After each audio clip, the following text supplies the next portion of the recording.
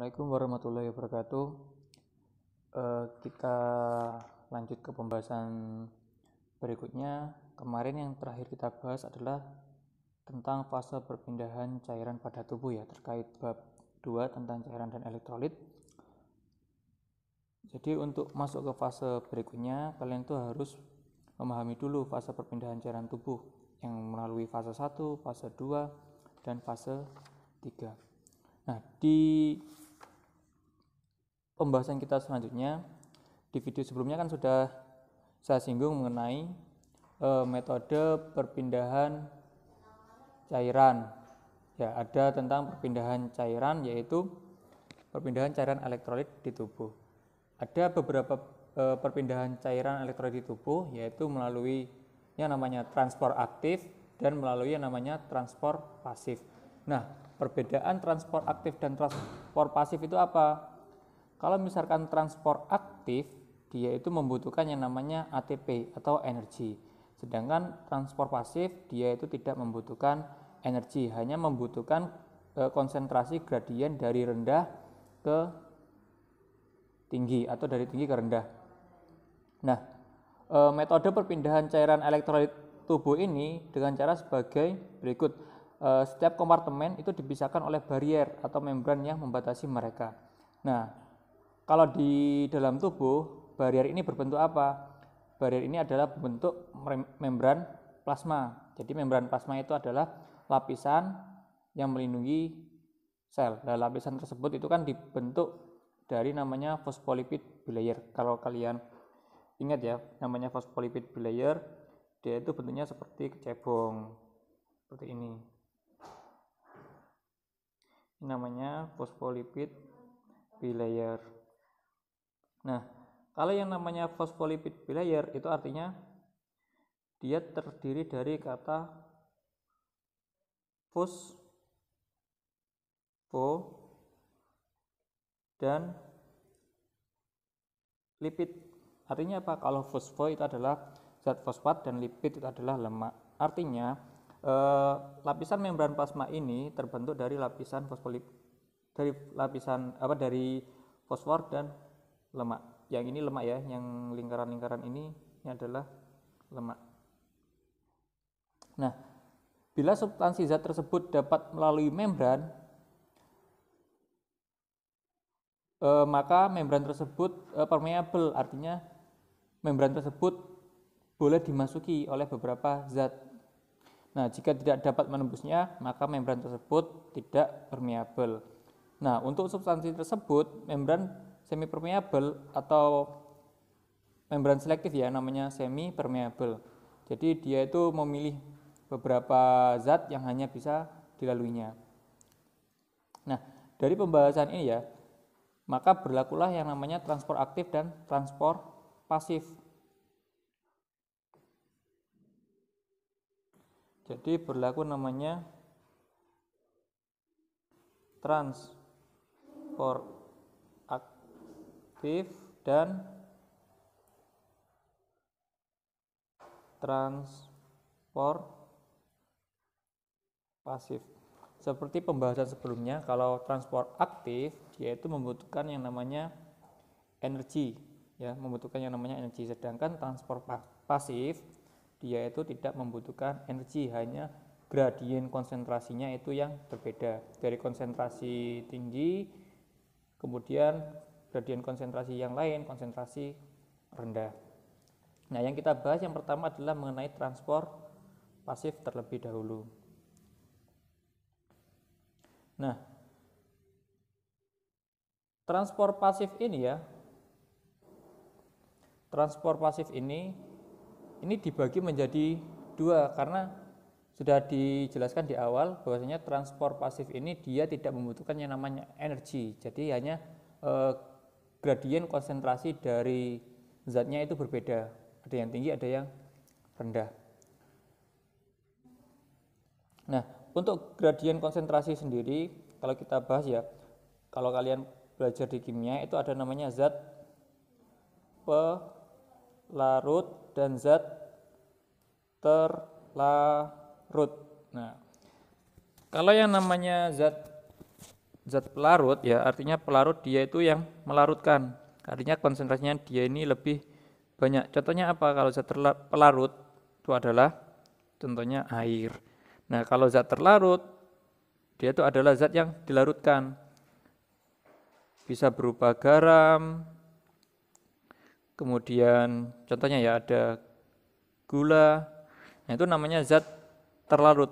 Jadi kalau pelarut dia itu lebih besar atau lebih banyak, sedangkan zat terlarut itu lebih sedikit. Nah, kita bahas tentang transport pasif yang pertama. Transport pasif yang pertama itu ada yang namanya difusi.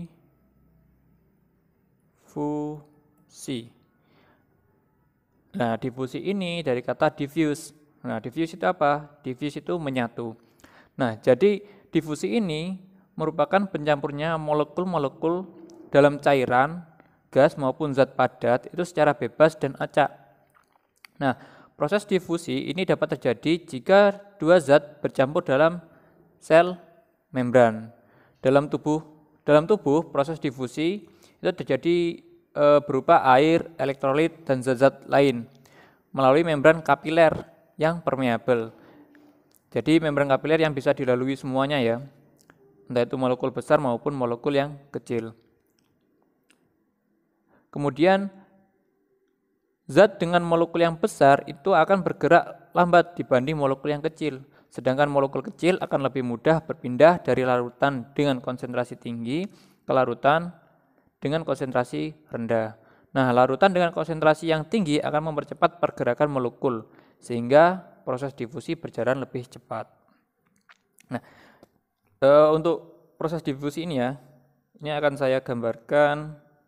Tadi kan sudah di awal-awal sudah kita singgung ya, bahwasanya membran sel ya, membran sel itu kan terdiri dari namanya fosfolipid bilayer, artinya dia bentuknya seperti ini. Ini namanya fosfolipid bilayer.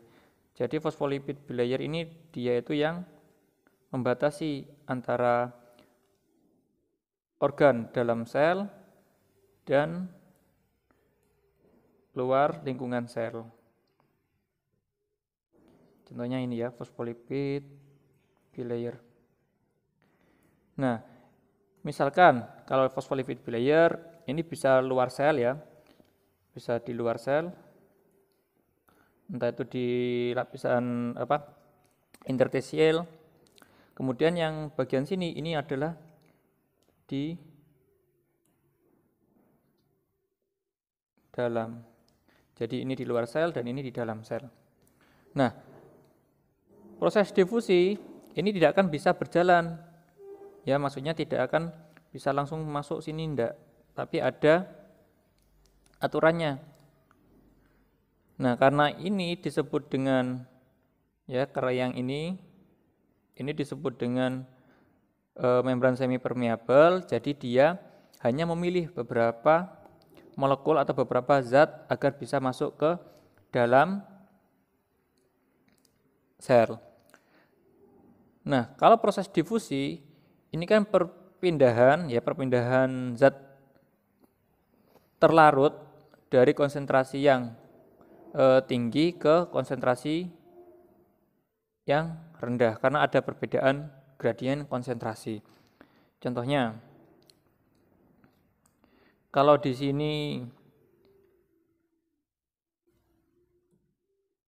misalkan di sini ada cairan ya, ada cairan. Nah, di lapisan sini semuanya cairan. Sama-sama di sini cairan. Ini adalah zat pelarut. Ada zat pelarut.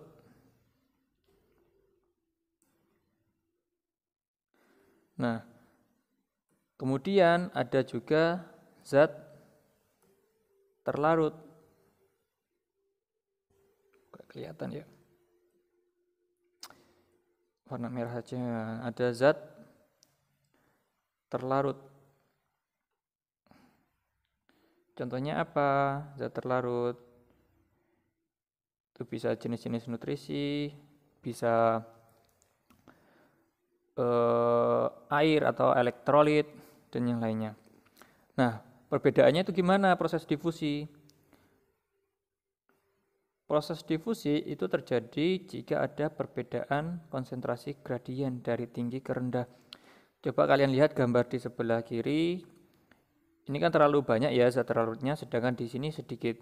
Artinya ini ya di sini yang zat-zat yang ini yang merah-merah ini dia akan pindah ke sini. Nah, akan pindah.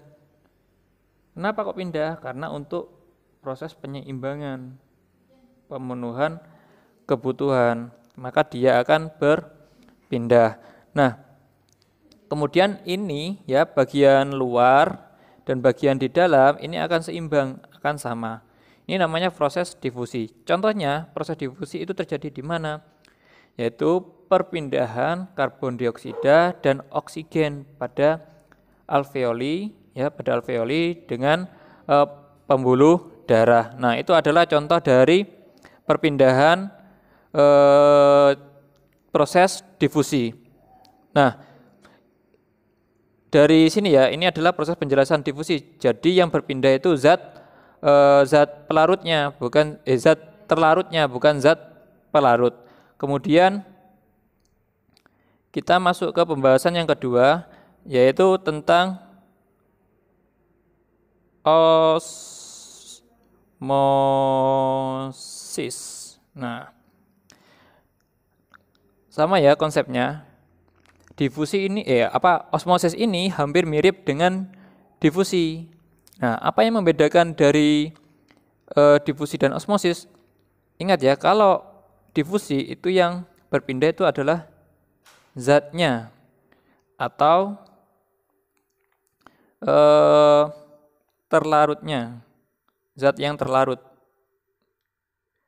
Sedangkan osmosis ini yang berpindah adalah pelarutnya.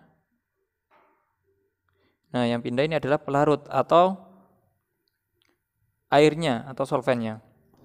Nah, inilah perbedaan difusi dan osmosis. Kita gambarkan lagi ya.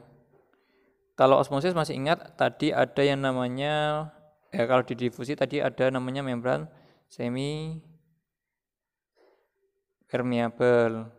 Ya, ada membran semi permeabel terdiri dari yang namanya fosfolipid bilayer. Nah, kalau tadi di sini kan ada cairan, misalkan di sini ada cairan, kemudian ada yang namanya, gambarkan cairannya dulu ya. Ini ada cairan, misalkan kemudian ada yang namanya zat pelarutnya, zat terlarut di sini. Kemudian sama juga di sini ada cairan. Kemudian ada juga namanya zat terlarut. Nah, kalau proses osmosis ini kan yang berpindah adalah zat pelarutnya atau airnya. Nah, karena berpindah airnya maka di sini si zat terlarut ini gradiennya berbeda dari konsentrasi yang rendah ke konsentrasi yang tinggi, artinya kebalikannya. Atau sama dengan yang tadi dengan difusi, cuma kalau yang ini yang berpindah kan airnya. Jadi airnya yang sini konsentrasinya sedikit, sedangkan yang sini konsentrasinya sedikit, sedangkan yang di sini konsentrasinya tinggi. Nah, kalau proses osmosis itu yang berpindah dia airnya. Maka karena ada ketidakseimbangan dari ini, dari zat terlarut, maka airnya ini akan berpindah.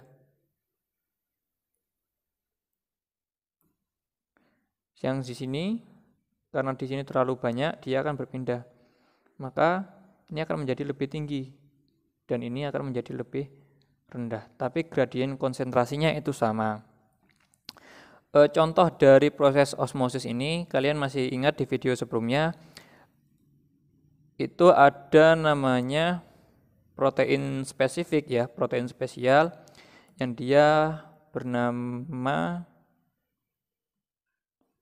aquaporin. Ada aquaporin 2, ada aquaporin 3 dan aquaporin 4. Nah, aquaporin ini dia itu sebagai proses yang menjembatani perpindahan cairan. Masih ingat kemarin yang berpindah kan cairannya. Ya, kalau di sistem ADH ya, kalau nggak salah di sistem ADH kemarin itu kan yang berpindah cairannya. Kemudian kalau di sistem hormon yang aldosteron itu yang berpindah adalah natriumnya. Jadi kalau yang aldosteron itu yang berpindah sifatnya difusi, kalau yang ADH itu yang berpindah itu sifatnya osmosis. Nah, kemudian kita masuk ke yang namanya transport aktif.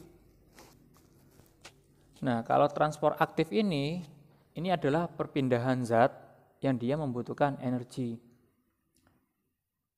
Dan transport aktif ini sendiri dia itu tidak melalui, maksudnya dia membutuhkan energi tapi tidak melalui fosfolipid bilayer tadi. Ada protein spesifik yang fungsinya sebagai pintu keluar masuk. Contohnya seperti ini. Ini ada fosfolipid bilayer ya. Ada tadi lapisan fosfolipid bilayer atau lapisan membran plasma dari sel. Nah, kemudian di sini ada suatu gerbang ya, suatu gerbang. Yang gerbang ini ada pintunya dan ada kuncinya.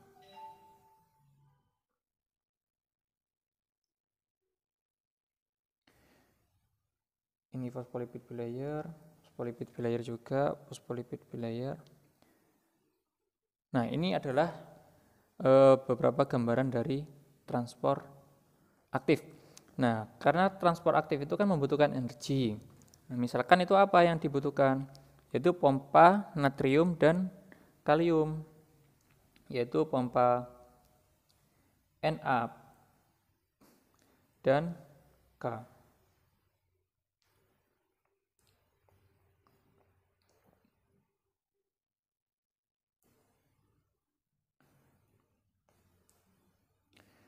Nah, proses perpindahan natrium dan kalium melalui transport aktif ini dia membutuhkan energi. Masih ingat energi itu dalam bentuk apa? A, T, M, ATP. Nah, proses pemindahan energi itu membutuhkan yang namanya ATP. Kalau kalian masih ingat di kelas 1, ATP itu kan diproduksi di bagian mitokondria, tepatnya di matriks mitokondria. Maka ATP itu masih ada di dalam sel sini. Karena mitokondria itu adanya di dalam sel. Nah, yang namanya ATP itu kan adenosin trifosfat, artinya dia si adenosin ini dia itu membawa 3 fosfat. Ya, membawa 3 ekor kecil-kecil bentuk fosfat. Nah, untuk proses keluar masuknya ini ya, untuk proses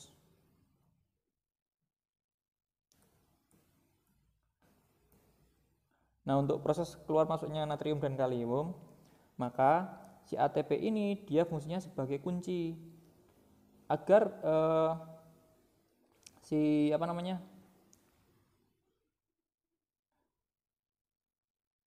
natrium dan kalium ini bisa keluar masuk, maka butuh namanya ATP. Ini A-nya, kemudian ini fosfatnya, maka salah satu fosfat ini akan menempel. Kemudian si Na ini ya, Na ini akan menempel di sini. Na yang di dalam ini akan menempel